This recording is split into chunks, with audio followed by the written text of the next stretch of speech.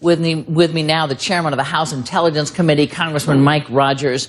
Let me begin with something that the Iranians were quite fixed on during the course of these negotiations, and that was the idea of whether or not they have a right to an enrichment program, which they say would just be for nuclear power, for peaceful reasons.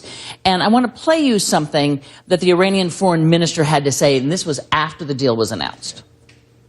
We believe that the current agreement, the current plan of action, as we call it, in two distinct places, has a very clear reference to the fact that Iranian enrichment program will continue and will be a part of any agreement, now and in the future.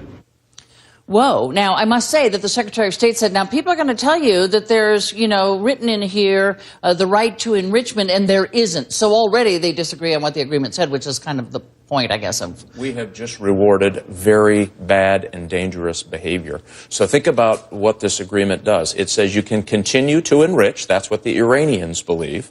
And they have made no changes in the development of their nuclear weapon program, and I can tell you that with a high degree of certainty.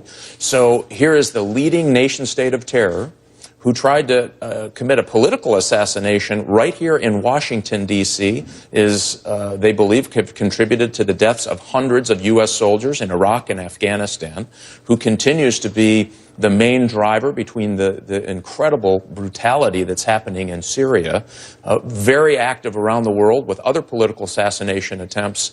And what have we done? We've taken away the one thing.